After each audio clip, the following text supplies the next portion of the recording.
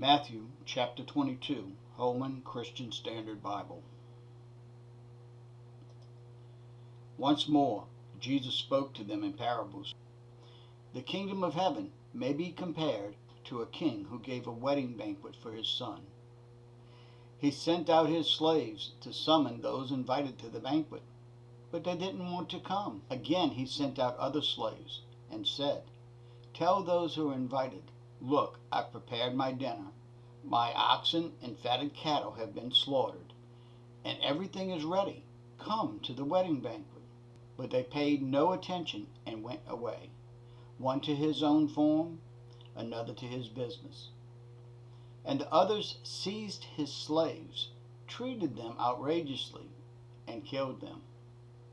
The king was enraged, so he sent out his troops, destroyed those murderers, and burned down their city.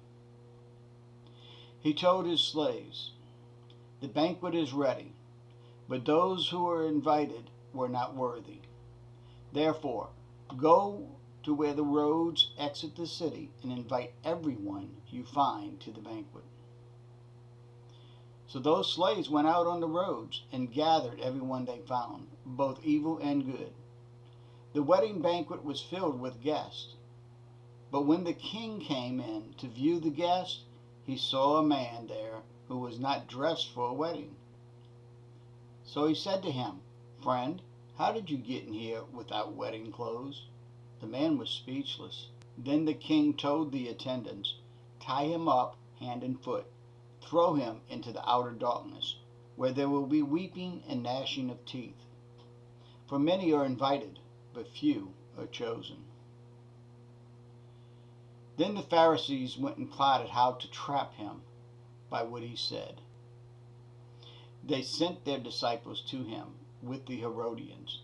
"Teacher," they said, "we know that you are truthful and teach truthfully the way of God. You defer to no one, for you don't show partiality. Tell us, therefore, what you think.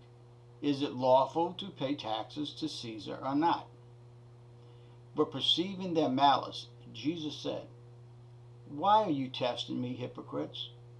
Show me the coin used to pay the tax." So they brought him a denarius. "Whose image and inscription is this?" he asked them. "Caesar's," they said to him.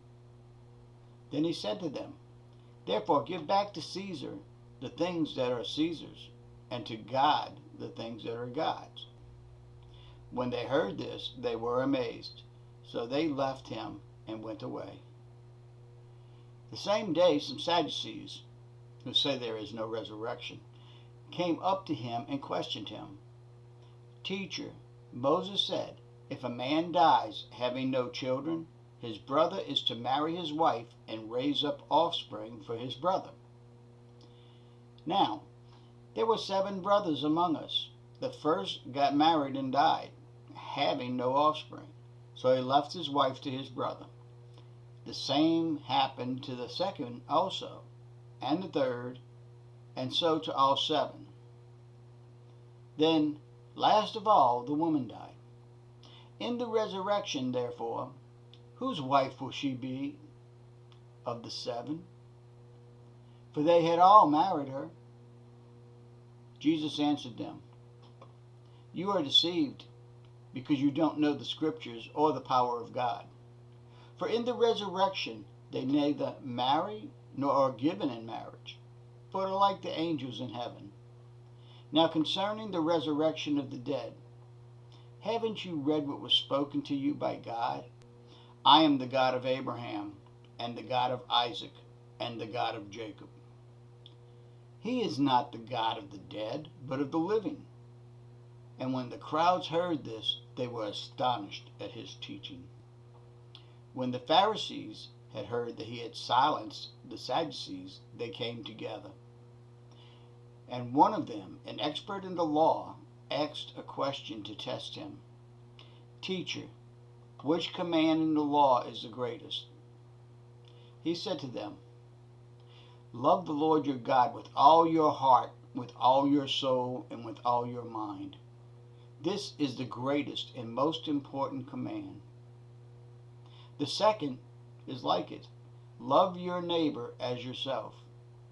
All the law and the prophets depend on these two commands.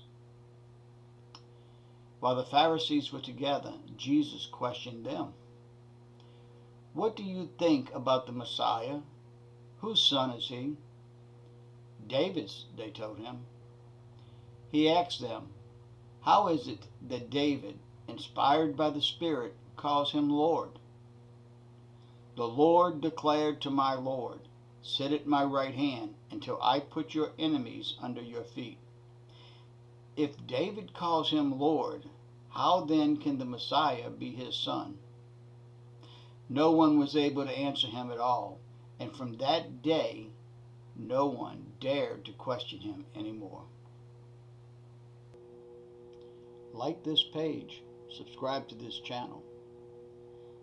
Be part of spreading God's Word by sharing with your friends.